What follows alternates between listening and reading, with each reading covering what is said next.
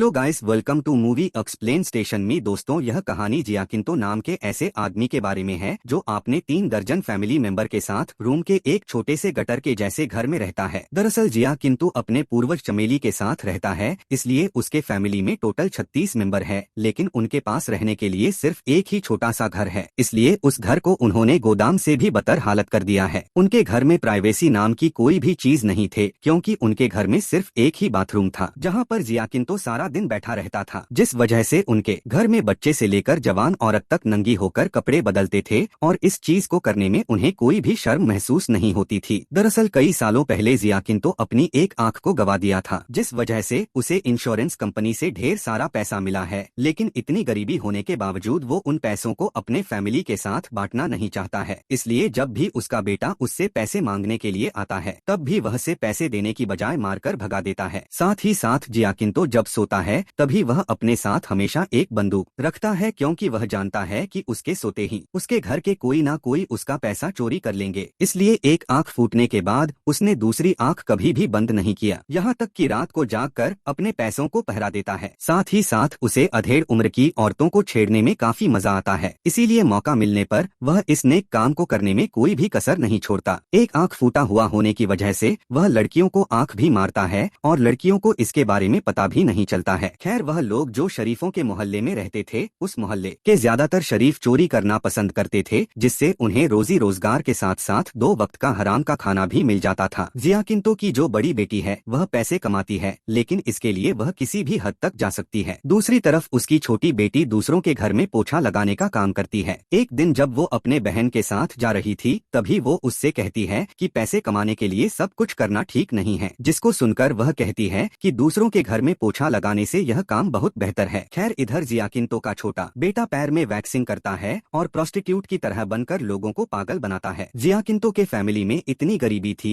कि सुबह से लेकर शाम तक उनके घर में खाने के साथ साथ मारपीट को भी चटनी की तरह परोसा जाता था। जियाकिंतो अपने पैसों को लड़कियों के ऊपर और दारू पीने में खर्च करता था और नशा टूट जाने के बाद वह रोज भूल जाता था कि उसने पैसों को किस काम में खर्च किया। इसीलिए वह हर रोज अपने पैसों को गिनकर उसे अलग अलग जगह पर छुपाता था और पैसों को छुपाने से पहले वह अपनी बूढ़ी माँ को हर रोज से कपड़े से ढक देता था। उनके घर में गरीबी इतनी कूट कूट कर भरी हुई थी कि पैसों के लिए वो लोग किसी भी काम को करने से मना नहीं करते थे। जबकि जियाकिंतो के पास ढेर सारा पैसा था, लेकिन वह उन पैसों को अपने अय्याशी में ही उड़ाता था। एक दिन वह दारू पीकर रात में जब सो रहा था, तभी वो सपने में देखता है कि उसके फैमिली ने उसका सारा पैसा चोरी कर लिया है और उससे वह लोग ऐश कर रहे हैं। जिसके बाद वह नींद से उठकर अपने पैसों को चेक करने के लिए जाता है, लेकिन दीवार तोड़कर वह देखता है कि वहाँ पर उसका कोई भी पैसा नहीं था, जिस वजह से वो अपने पैसों को ना पाकर बौखला जाता है और घर को तहस-नहस करके पैसे ढूंढने लगता है। इसी दौरान उसे अपने बेटे के ऊपर शक होता है कि उसने ही जरूर उसका पैसा चोरी किया होगा, इसलिए वह बिना कुछ समझे ही उसे गोली मार देता है, जिस वजह से उसे पुलिस अरेस्ट कर लेते हैं। लेकिन अगले ही दिन पैसों के दम से वह जेल से छूट जाता है। दूसरी तरफ घर के सभी लोग उन पैसों को घर में चारों तरफ ढूंढ रहे थे, लेकिन उन्हें वह पैसा कहीं पर भी नहीं मिल रहा था। तभी वहाँ पर जियाकिंतो आ जाता है और वह सीधा बाथरूम जाकर पैसों को निकाल लेता है। दरअसल उसने बाथरूम में पैसे को छुपाया था, लेकिन नशे में होने की वजह से उस दिन वह यह बात भूल गया था। खैर, उसके जाने के बाद घर के सभी लोग उस आदमी को बहुत बुरी तरीके से मारते हैं, जिसने कहा था कि उसने बाथरूम को अच्छी तरीके से चेक किया है। उधर जियाकिंतो जब एक जगह पर दारू पी रहा था, तभी वह प्रोस्टिट्यूट को देखता है और उसके पास जाकर उससे बात करता है। जियाकिंतो उससे कहता है कि वह काफी अकेला है और उसे घर में कोई भी प्यार नहीं करता और सभी लोग उसके पैसे को छीनना चाहते हैं। जिसके बाद जियाकिंतो औरत के साथ काफी गुलछर्रे उड़ाता है और रात को वह उसे अपने घर लेकर जाता है। यहाँ पर वह अपनी बीवी को बिस्तर से उठने के लिए कहता है और कहता है कि यह आज से मेरी दूसरी बीवी है। जिसके बाद दिन के दिन वो उस प्रोस्टिट्यूट के साथ काफी घुल मिल जाता है और वह उसके ऊपर उन पैसों को भी खर्च करने लगता है, जिसको उसने अपनी बीवी और बच्चों के लिए भी खर्च नहीं किया था। साथ ही साथ वह घर के लोगों को जाहिर करने में कोई भी कसर नहीं छोड़ता था, जिस वजह से घर के सभी लोगों से नफरत करने लगे थे और उसे मारने के लिए साजिश बना रहे थे। खैर, एक दिन जब घर के सभी लोग चर्च जाते हैं, तभी वह लोग चर्च में इस घटना को अंजाम देने का फैसला करते हैं। जिसके बाद वो लोग गाड़ी में भैंसों की तरह लोड होकर एक रेस्टोरेंट पर जाते हैं, जहाँ पर पहुंचकर वो लोग जियाकिंतो के खाने में जहर मिला देते हैं। जियाकिंतो जब उस खाने को खाता है, तभी उसे पहले तो कुछ भी समझ में नहीं आता, लेकिन थोड़ी देर में वह समझ जाता है कि उसके खाने में जहर मिला हुआ है। इसीलिए वह उन लोगों से कहता है है कि मरने से पहले मैं पुलिस को इसके बारे में बता दूंगा कि तुम सभी ने मिलकर मेरे खाने में जहर मिलाया है। जिसके बाद वह साइकिल लेकर वहां से पुलिस स्टेशन जाने लगता है, जबकि उसे हॉस्पिटल जाना चाहिए था। दरअसल जियाकिन तो अपने आप को बचाने के लिए नहीं बल्कि उन लोगों को मरवाने के लिए जा रहा था, लेकिन जहर खाने की वजह से वो ज्यादा दूर तक नहीं जा पाता और एक नदी के किनारे आकर गिर जाता है। अब क्योंकि उसने पूरा खाना नहीं खाया था, इसलिए वो उल्टी करके उस खाने को निकाल देता है जिसमें जहर मिला हुआ था, जिस वजह से वह बच जाता है। इसके बाद रात में वह अपने घर में दारू छिड़क कर उसमें आग लगा देता है और दूर से अपने परिवार को जलते हुए देखने लगता है। लेकिन इससे पहले कि वह आग पूरे घर में फैल जाता, सभी लोगों को इसके बारे में पता चल जाता है और वह लोग बाहर निकल जाते हैं। बाहर वो लोग जियाकिंतो को एक पेड़ में चढ़ा हुआ देखते हैं और उसे पत्थर फेंक कर फिर से जान से मारने की कोशिश करते हैं, लेकिन इसमें उसे कुछ भी नहीं होता। अगले दिन वो सभी लोग उस घर को ठीक करने की कोशिश करते हैं और वहीं दूसरी तरफ जियाकिंतो उस घर को एक आदमी को बेच देता है ताकि उसकी फैमिली बेसहारा होकर रास्ते में भीख मांगने में मजबूर हो और वह पैसों को लेकर उस प्रोस्टिट्यूट के साथ गुलचरे उड़ने लगता है। इसके कुछ दिन बाद वह आदमी जिसने उस घर को खरीदा था वह अपने फैमिली के साथ जियाकिंतो के घर पर आ जाता है, जो कि अभी उसका हो चुका है। वह जियाकिंतो के फैमिली को घर को खाली करने के लिए कहता है, लेकिन वो लोग घर को खाली तो नहीं करते बल्कि हाथापाई में उतर आते हैं। इसके बाद अगले सीन में हम देखते हैं कि जियाकिंतो अपने पैसों से एक गाड़ी खरीदता है और उस गाड़ी को लाकर सीधा उसके घर में घुसा देता है, जिससे उनका घर गटर से कबाड़ खाने में बदल जाता है। लेकिन वह लोग उसका कबाड़ खाने को गिरने से रोकते हैं और फिर वह दोनों फैमिली ही उसी घर में रहने लगते हैं। यहाँ पर जियाकिंतो अपने 3 दर्जन फैमिली मेंबर और 2 बीवी के साथ रहता था और वहीं दूसरी तरफ वो फैमिली जिसने उस घर को खरीदा था वह भी अपने पूर्वजों के फैमिली को लेकर वहाँ पर ही रहने लगता है। साथ ही साथ जियाकिंतो अभी भी अपने घर के सभी लोगों के ऊपर शक भी करता है, इसलिए उसने अपने पैसों को अपने हाथ के अंदर प्लास्टर में छुपा कर रखा है। और दोस्तों, इसी के साथ ही इस मूवी की कहानी खत्म हो जाती है।